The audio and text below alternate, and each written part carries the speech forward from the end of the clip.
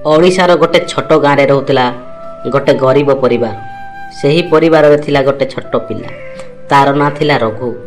ରଘୁ ପଢ଼ାରେ ବହୁତ ଦୁର୍ବଳ ଥିଲା। ସ୍କୁଲରେ ସମସ୍ତେ ତାକୁ ମୂର୍ଖ ବୋଲି ଡାକୁଥିଲେ। ମାଷ୍ଟର ମଧ୍ୟ ତାକୁ ଦେଖି କହୁଥିଲା, ତୁ କେବେ ଜୀବନରେ କିଛି କରିପାରିବୁ ନାହିଁ, ତୋର ଭାଗ୍ୟରେ କେବଳ ଚାଷ କାମ ଲେଖା ଅଛି। ରଘୁ ଚୁପ୍ ରହେ, ତାର ଆଖିରେ ଲୁହ ଆସେ। କିନ୍ତୁ ରଘୁର ମନରେ ଗୋଟେ ଅଲଗା ଶକ୍ତି ଥିଲା। ସେ ପୁସ୍ତକର ଭାଷା ବୁଝୁନଥିଲା, କିନ୍ତୁ ମାଟିର ଭାଷା ବହୁତ ଭଲ ବୁଝୁଥିଲା। ରଘୁର ବାପା ଥିଲେ ଜଣେ ଗରିବ ଚାଷୀ। ଦିନ ରାତି କ୍ଷେତରେ କଷ୍ଟ କରୁଥିଲେ। ତଥାପି ଘରେ ଦୁଇ ବେଳ ଭଲ ଖାଇବା ମିଳୁନଥିଲା। ରାତିରେ ଘରେ କେବେ କେବେ ଭାତ ନଥାଏ। ମା ନିଜେ ଖାଇ ନଥାଇ ପିଲାକୁ ଖାଇବାକୁ ଦିଅନ୍ତି। ବାପା ତୁ ଖାଇଦେ, ମୋତେ ଭୋକ ନାହିଁ। କିନ୍ତୁ ରଘୁ ବୁଝୁଥିଲା ତାର ମା ଭୋକରେ ଅଛନ୍ତି। ସକାଳେ ସ୍କୁଲ ଯିବା ପୂର୍ବରୁ ସେ ବାପାଙ୍କ ସହ କ୍ଷେତକୁ ଯାଉଥିଲା। ହିଡ଼ ଦେଇ କାମ କରୁଥିଲା। ବଳଦକୁ ଖାଇବାକୁ ଦେଉଥିଲା। ମାଟିରେ ଚାଷ କରୁଥିଲା। ତାର ହାତ ଛୋଟ ଥିଲା, କିନ୍ତୁ କଷ୍ଟ ବହୁତ ବଡ଼ ଥିଲା। ଗାଁ ଲୋକ କହୁଥିଲେ ଏ ପିଲାର ଜୀବନ ମାଟିରେ କଟିଯିବ, କିନ୍ତୁ ରଘୁ କେବେ ଅଭିଯୋଗ କରୁନଥିଲା। ଗୋଟେ ଦିନ ସ୍କୁଲ ପରୀକ୍ଷା ହେଲା। ରଘୁ ସବୁ ବିଷୟରେ ଫେଲ୍ ହେଲା। ମାଷ୍ଟର ସମସ୍ତଙ୍କ ସାମ୍ନାରେ ତାର ଖାତା ଫିଙ୍ଗିଦେଲା। ତୋ ପାଇଁ ପଢ଼ା ନୁହେଁ, ତୁ ଯା କ୍ଷେତରେ କାମ କର। ସମସ୍ତ ପିଲା ହସିବା ଆରମ୍ଭ କଲେ। ସାଙ୍ଗମାନେ ରଘୁ ମୂର୍ଖ କହିବାକୁ ଲାଗିଲେ। ରଘୁ ଚୁପଚାପ ଖାତା ଉଠାଇ ଘରକୁ ଫେରିଲା। ସେ ରାତିରେ ବହୁତ କାନ୍ଦିଲା। ଭଗବାନ ମୋତେ ସବୁଠି ମୂର୍ଖ କାହିଁକି କହନ୍ତି? ରଘୁର ବାପା ତାର ମୁଣ୍ଡରେ ହାତ ରଖି କହିଲେ, ବାପା, ସବୁ ଲୋକ ପୁସ୍ତକରେ ଚତୁର ହୋଇନଥାନ୍ତି। କେହି କେହି ଜମିରେ ଚାଷ କରି ଚତୁର ହୁଅନ୍ତି।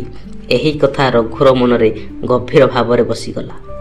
ରଘୁ ଧୀରେ ଧୀରେ ପଢ଼ାରୁ ଦୂରାଇ ଗଲା, କିନ୍ତୁ ଚାଷ କାମରେ ସେ ମାହିର ହୋଇଗଲା।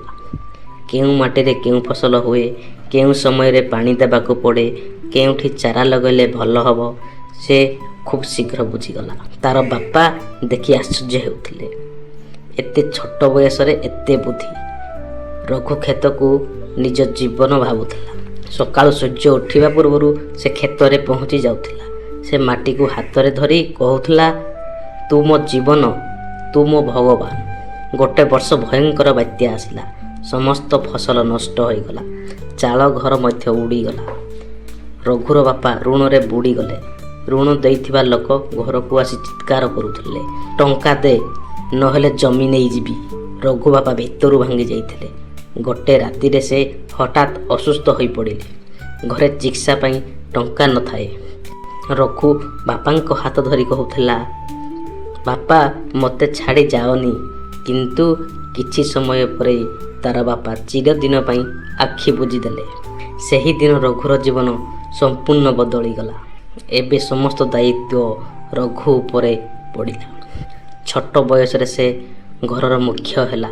ସେ ଦିନ ରାତି କ୍ଷେତରେ କାମ କରିବା ଆରମ୍ଭ କଲା। ତପ ତପ ଖରା ହେଉ କି ବର୍ଷା, ସେ କେବେ କାମ ଛାଡ଼ୁନଥିଲା। ଗାଁର ଲୋକେ ଧୀରେ ଧୀରେ ତାକୁ ସମ୍ମାନ ଦେବା ଆରମ୍ଭ କଲେ। କାରଣ ଯେଉଁ ଜମିରେ କେହି ଫସଲ କରିପାରୁନଥିଲେ, ସେଠାରେ ରଘୁ ସୁନା ଫଳାଉଥିଲା। ଗୋଟେ ଦିନ ଜିଲ୍ଲାରୁ କିଛି ଅଫିସର ଗାଁକୁ ଆସିଲେ। ସେମାନେ ରଘୁର ଚାଷ ଦେଖି ଆଶ୍ଚର୍ଯ୍ୟ ହେଲେ। ଅଫିସର କହୁଛି, ତୁ କେଉଁ କଲେଜରେ ପଢ଼ିଛୁ? ରଘୁ ହସି କହିଲା, ମୁଁ କଲେଜରେ ନୁହେଁ, ମାଟି ପାଖରେ ପାଠ ପଢ଼ିଛି। ସମସ୍ତେ ଚୁପ୍ ହୋଇଗଲେ। କିଛି ବର୍ଷ ପରେ ରଘୁ ଗାଁର ସବୁଠାରୁ ସଫଳ ଚାଷୀ ହେଲା। ତାର ପରିଶ୍ରମରେ ଘର ବଦଳିଗଲା। ମା ପାଇଁ ସେ ନୂଆ ଘର କଲା। କିନ୍ତୁ ଗୋଟେ ଦୁଃଖ ତାର ମନରେ ସବୁବେଳେ ରହିଗଲା। ତାର ସଫଳତା ଦେଖିବାକୁ ତାର ବାପା ଆଜି ନାହାନ୍ତି। ଗୋଟେ ଦିନ ସେ ବାପାଙ୍କ ଫଟୋ ସାମ୍ନାରେ ବସି କାନ୍ଦୁଥିଲା। ବାପା, ଆଜି ମୁଁ ଜିତିଗଲି, କିନ୍ତୁ ଆପଣ ନାହାନ୍ତି। ତାର ଆଖିରୁ ଲୁହ ଝରି ପଡ଼ୁଥିଲା। ଜୀବନରେ ସମସ୍ତେ ପଢ଼ାରେ ଭଲ ହୋଇନଥାନ୍ତି, କିନ୍ତୁ ତାର ଅର୍ଥ ଏହା ନୁହେଁ ଯେ ସେମାନେ ମୂର୍ଖ। ପ୍ରତ୍ୟେକ ମଣିଷ ଭିତରେ ଗୋଟେ ନା ଗୋଟେ ଶକ୍ତି ନିଶ୍ଚୟ ଅଛି। ରଘୁ ପୁସ୍ତକରେ ଦୁର୍ବଳ ଥିଲା, କିନ୍ତୁ ଜୀବନରେ ବହୁତ ବଡ଼ ଯୋଦ୍ଧା ଥିଲା। ଲୋକେ ତାକୁ ହସୁଥିଲେ, ମୂର୍ଖ କହୁଥିଲେ, କିନ୍ତୁ ସେହି ମାଟିର ପୁଅ ଦିନେ ନିଜ ପରିଶ୍ରମରେ ସମସ୍ତଙ୍କୁ ଉତ୍ତର ଦେଲା। ଜୀବନରେ କେବେ କେବେ କାହାକୁ ଛୋଟ ଭାବନି, କାରଣ ମାଟିରୁ ହିଁ ସୁନା ଉପୁଜେ। ରଘୁ, ମୁଁ ପଢ଼ାରେ ହାରିଥିଲି, କିନ୍ତୁ ଜୀବନରେ ନୁହେଁ। ମୁଁ ମାଟିକୁ ଭଲ ପାଇଥିଲି, ଆଉ ମାଟି ମୋତେ ଚିହ୍ନାଇ ଦେଲା।